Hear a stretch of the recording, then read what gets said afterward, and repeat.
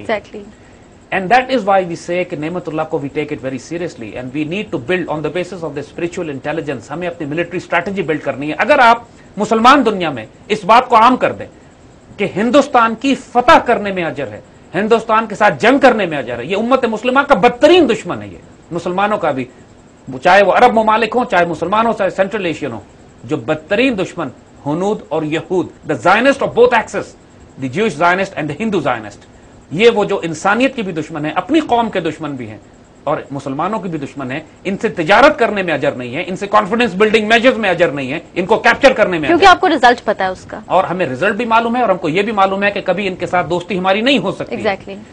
इस सारे राज के लिए, इस सारे खेल के लिए अल्लाह ताला ने जिस मुल्क को सेंटर ऑफ ग्रेविटी के तौर पर बनाया है वो पाकिस्तान है, नो डाउट। अब ये बात जो हम कर रहे हैं वो सिर्फ हम नेमतुल्लाह शाह वली के हवाले से नहीं कर रहे, यानी हम अब कुछ बुजुर्गों के हवाले से बात करेंगे जो आजकल के कंटेम्प्रेरी हैं, हमारे आसपास के ऐसे एस्टेब्लिश और ऐसे लोग हैं कि जिनकी क्रेडिबिलिटी डाउट नहीं की जा सकती, जो अल्लाह के वली हैं, जिनके माशाल्लाह आज भी पाकिस्तान में जिनका बेइंतहा फैज जारी है, जो वक्त के औलिया हैं, मुख्तलिफ ड्यूटियों पे, मुख्तलिफ जगहों पे, लेकिन सब के सब उस रूहानी दुनिया से कनेक्टेड, अल्लाह के राजों में सिर्फ राज जानने वाले, अल्लाह खुद वो बंदे जो खुदी के तर्जुमा भी हैं, खुदा के राजदार भी हैं, वो लोग जो अल्लाह की तरफ से मुख्तलिफ ड्यूटीज पे मामूर किए जाते हैं इस रूहानी निजाम को चलाने के लिए, उन बंदों में एक बहुत ही नेक मुबारक वजूद सूफी बरकत अली साहब का है। राइट। उनकी ये किताब भी अभी लेटेस्ट शाया हुई है, मुहिब्बे पाकिस्तान के नाम से, यानी लवर ऑफ पाकिस्तान, पाकिस्तान से प्यार करने वाले, मुहिब्बे पाकिस्तान। सूफी बरकत अली साहब फैसलाबाद के पास समुद्री रोड पे दारुल एहसान के नाम से आपका एक मकाम है, वहीं पे आपका मजार भी है। सही। और जो फैज आपका किस दौर में आए? अभी 91-92 में इंतकाल किया, अभी लेटेस्ट। राइट। और इतना खूबसूरत फैज इनका फैला, और इनके बारे में तो दुश्मन भी कहते हैं, इनके मुखालफत करने वाले भी कि अल्लाह के वली फकीर दरवेश। सूफी बरकत अली साहब के हम अल्फाज आपको सुनाते हैं जो उस किताब में उन्होंने कोट किए हैं, और उनके तमाम जो उनसे वाबस्ता अफराद हैं वो जानते हैं इस बात को। वो ये कहते हैं कि ये खुद अपनी जबान से इन्होंने बात की है, दीवाने का हवाला दिया है, लेकिन है इनके अल्फाज, कहते हैं कि एक दीवाना के जंगल में तिनके चुन रहा था और कह रहा था कि वो दिन दूर नहीं है कि जब पाकिस्तान की हाँ और ना में दुनिया के फैसले होंगे, अक़वाम मुत्तहिदा फैसला करने से पहले पाकिस्तान से पूछेगी कि हम इस काम को करें या हम उस काम को न करें। उनको 91 में आपका इंतकाल हुआ।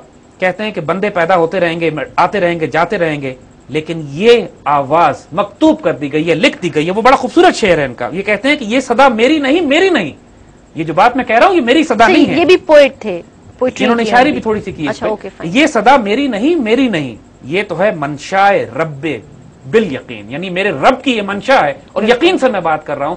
बल्कि एक जगह तो उन्होंने ये फरमाया कि कहते हैं, मैं अलखनगरी में, मुमताज मुफ्ती अलखनगरी में बाबा जी को कोट करते हुए सूफी बरकत अली साहब को कहते हैं कि लोगों जान लो कि एक वक्त आने वाला है कि यूएनओ कोई कदम उठाने से पहले पाकिस्तान से पूछेगी क्या मैं ये कदम उठा लूं। उस वक्त हम रुखसत हो चुके होंगे, लेकिन अगर ऐसा न हुआ तो आके मेरी कब्र पर थूकना। यानी इतना बड़ा चैलेंज उन्होंने दिया कि अगर ऐसा ना हुआ तो आके मेरी कब्र पर थूकना। मुमताज मुफ्ती इस पर लिखते हैं कि मैं बुजुर्ग के इतने बड़े दावे पर हैरान और परेशान रह गया कि या अल्लाह ये पाकिस्तान क्या शय है, क्यों लोग इसकी अजमत की बातें करते हैं।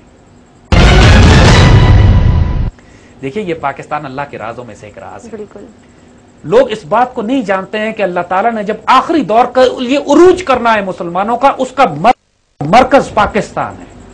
ये 27 रमजान मुबारक को बनने वाला ये मुल्क जिसके नाम का मतलब मदीना तैयबा है, पाकिस्तान का मतलब जो मदीना तैयबा है, जो मदीना तैयबा सानी है, जो 40-50 लाख शोहदा के साए में बना है, जो अल्लाह ताला के खास करम से कायम किया गया, खास करम से कायम रखा गया। इसके पीछे एक बहुत बड़ा मकसद है। इतनी बड़ी रूहानी दुनिया इस मुल्क की हिफाजत करने के लिए मुतय्यन की गई है। जो फैसले कर दिए गए, अब सिर्फ ये हो रहा है कि कौन खुशनसीब होगा, कौन बदनसीब होगा, कौन इस मुल्क को नुकसान पहुंचाएगा। खशफाक अहमद साहब इसकी मिसाल सौलेह अलैहिस्सलाम की ऊँटनी से देते हैं। फरमाते हैं कि जिस तरह सौलेह अलैहिस्सलाम की ऊँटनी मुआजिज़े से बनी थी, निशानी के तौर पर कायम की गई थी, और जिसने उस ऊँटनी को नुकसान पहुंचाया उस कौम को तबाह कर दिया गया, और जिसने उस ऊँटनी की इज्जत की अल्लाह ने उसकी हिफाजत की और उसको बचा के रखा। पाकिस्तान सौलेह अलैहिस्सलाम की ऊँटनी की तरह खूबसूरत मिसाल दी उन्होंने।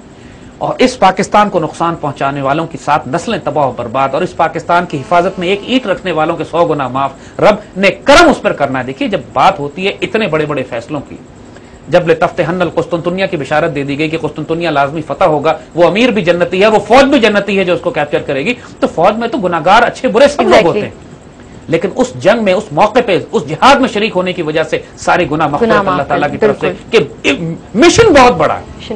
اسی طرح غزوہ ہند کے حوالے سے فرمایا جو بھی ہمارے کانفلکٹ ہیں پاکستان بننے کے بعد، چاہے وہ 1948 کی کشمیر کی جنگ ہو، چاہے ہمارا 65 کی وار ہو، چاہے 62 کا رن آف کچھ کا مارکا ہو، چاہے 71 میں ہمارا کرائسس ہو، پھر کارگل کا کانفلکٹ ہو، پھر آنڈا آنے لائن آف کنٹرول کی جھڑپیں ہوں، ایوری تھنگ ہو رہا ہے یہ غزوہ ہند کی تیاری ہے.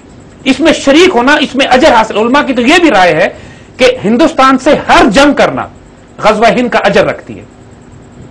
Every engagement with the Indians, with the ہندو زائنس، کیونکہ یہ ایونٹس ایکچولی اسی طرف رہے. تو ہمارے وہ تمام سپاہی اور فوجی جو لائن آف کنٹرول پہ آج کھڑے ہیں وہ غزوہ ہند میں شریک ہیں. ہمارے وہ تمام سولجرز جو تمام ہمارے F-16 فائٹر پائلٹ، ہمارے وہ سب مرینز کے ہمارے کرو آگسٹا 90B کے جو پیٹرولنگ کر رہے ہیں انڈیا کے خلاف، وہ غزوہ ہند میں شریک ہیں. وہ تیاری کر رہے ہیں اس بڑے کانفلکٹ کے لیے، اس بڑے شو ڈاؤن کے لیے جس نے آنا ہے. اس غیر خوش نصیبی کو تو دیکھو کہ جو اس پاکستان کے نصیب میں دے دی گئی ہے اور ہماری آرم فورسز کو دے دی گئی ہے. اور یہ کوئی چھوٹی بات نہیں ہے. اس آرم فورسز سے اللہ کتنا بڑا کام لینے جائے گا.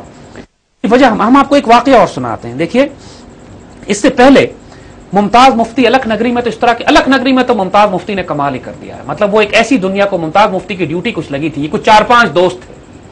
اشفاق احمد صاحب تھے، قدرت اللہ شہاب تھے، ممتاز مفتی تھے، واصف علی واصف تھے، ابن انشا تھے.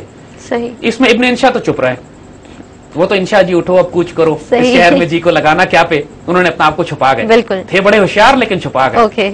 لیکن ممتاز مفتی، اشفاق احمد اور قدرت اللہ شہاب اور ان کے ساتھ جو خاتون ہیں بانو قدسیہ، یہ رازدار لوگ ہیں، پر اسرار لوگ ہیں. ان کی ڈیوٹیاں لگی ہیں. اس میں سے سارے گزر چکے ہیں، بانو قدسیہ باقی ہیں، اللہ انہیں سلامت رکھے. آمین. اور یہ رازدار لوگ اللہ تعالیٰ کے ان رازوں کو امپلیمنٹ بھی کرتے تھے، بیان بھی کرتے تھے. قدرت اللہ شہاب کی اتنی بڑی ڈیوٹی تھی. اشفاق احمد صاحب کی عزت کون نہیں جانتا اس معاشرے میں. اشفاق احمد صاحب قدرت اللہ شہاب کی کتنی عزت کرتے تھے، اس سے اندازہ لگائیے کہ ہر 15 دن کے بعد لاہور سے چلتے تھے، راولپنڈی آ کے قدرت اللہ شہاب کے پاؤں کے ناخن کاٹتے تھے. صرف this is the level of respect these two friends had with each other. Truly amazing. Ashfaq Ahmed صاحب قدرت اللہ شہاب کے پاؤں کے ناخن کاٹتے تھے آ کے. یہ رسپیکٹ محبت لیول ہے بالکل. اس لیے کہ قدرت اللہ شہاب کی جو روحانی ڈیوٹی تھی وہ اشفاق احمد رازدار تھے اس کے. اور ممتاز مفتی بھی. ممتاز مفتی کی کتاب الکھ نگری اور لبیک 2 کتابیں پڑھنے والی کتابیں جس میں انہوں نے راز کھول کے رکھ دیا. اگر آپ نے قدرت اللہ شہاب کا اصل راز دیکھنا ہے تو بانو قدسیہ کی کتاب مرد ابریشم دیکھیے. مرد ابریشم قدرت بانو قدسیہ نے کتاب لکھی ہے، a fascinating book، جو کہ قدرت اللہ شہاب کے راز کھولتی ہے. یہ آپ کو معلوم ہوگا کہ یہ دنیا کے لوگ ختم نہیں ہوتے، آج ان کے یونیفارم بدلے ہوئے ہیں. علامہ اقبال نے جو کہا تھا کہ نکل کر خانقاہوں سے ادا کر رسم شبیری، تو یہ سارے دنیا میں پھیلے ہوئے لوگ ہیں. یہ آپ کے آس پاس ہیں، تلاش کرنے پڑتے ہیں، ان کی ڈیوٹیاں لگی ہوئی ہیں. الکھ نگری میں ممتاز مفتی بڑا خوبصورت فیسنیٹنگ ایک واقعہ لکھتے ہیں، ہم پڑھ کے سناتے ہیں. ممتاز مفتی عطیہ نامی ایک عورت کے بارے میں لکھتے ہیں کہ انتہائی نیک پڑھی لکھی پاکیزہ خاتون کو آنے والے حالات کے بارے میں الہام ہو جایا کرتا تھا. سیر تھی، آگے والے حالات کو دیکھتی تھی. جس طرح علامہ اقبال سیر تھے اسی طرح یہ عطیہ کے بارے میں. ایک دن عطیہ بڑے موڈ میں تھی، کہنے لگی کہ پورے آسمانوں پہ چراغاں ہیں، خوشیاں منائی چلی جا رہی ہیں، پھولوں کی پتیاں نچھاور ہو رہی ہیں اور مسلمانوں کے عروج و ترقی کا دور شروع ہو چکا ہے. اور یہ دور، یہ بات جو کر رہی ہیں 1971 سے پہلے کا ہے، یعنی یہ واقعہ جو لکھا گیا ہے 71 سے پہلے کا ہے. اسلام کی نشت ثانیہ کا دور ہونے والا ہے، عرش اور فرش ایک دوسرے کے قریب آ جائیں گے، پاکستان اس دور کا گہوارہ ہوگا، مرکز پاکستان بنے گا. عطیہ کہتی ہیں کہ میں دیکھ رہی ہوں کہ صدر پاکستان کی کرسی خالی پڑی ہے اور وہاں ایک کالا جھنڈا لگا ہوا ہے. جو شخص اس کی جگہ لے گا وہ بہت سخت گیر آدمی ہوگا. اس کی داڑھی ہے، آنکھیں سبز ہیں. میں دیکھ رہی ہوں کہ خونی جنگ ہوگی. ایسٹ پاکستان ہمارے ہاتھ سے نکل جائے گا، کشمیر ہمیں مل جائے گا، پاکستان کے علاقے میں وسعت ہوگی، ہم دہلی پر قابض ہو جائیں گے. پھر عطیہ کہتی ہیں کہ نشت ثانیہ کی بات تو ہو کر رہے گی، آج ہو یا 40 سال بعد ہو، پاکستان اس عروج کا مرکز ہے. الکھ نگری میں ممتاز مفتی اس پورے گفتگو کو کوٹ کرتے ہیں. صحیح. اور دین اگین ایک واقعہ اسی حوالے سے ممتاز مفتی اور قدرت اللہ شہاب کا، جو ممتاز مفتی اگین کوٹ کرتے ہیں کہ ایک مرتبہ قدرت اللہ شہاب کو ہالینڈ پوسٹ کر دیا گیا تھا ایز این ایمبیسڈر. تو ہالینڈ سے جب واپس آتے ہیں تو ممتاز مفتی سے کہتے ہیں کہ حضرت اسلام آباد کے پاس حضرت بری امام کے مزار پر ہم نے فاتحہ پڑھنے کے لیے جانا ہے. تو ممتاز مفتی حیران ہو کے پوچھتے ہیں کہ پہلے تو یہاں کبھی نہیں گئے، کیا راز ہے؟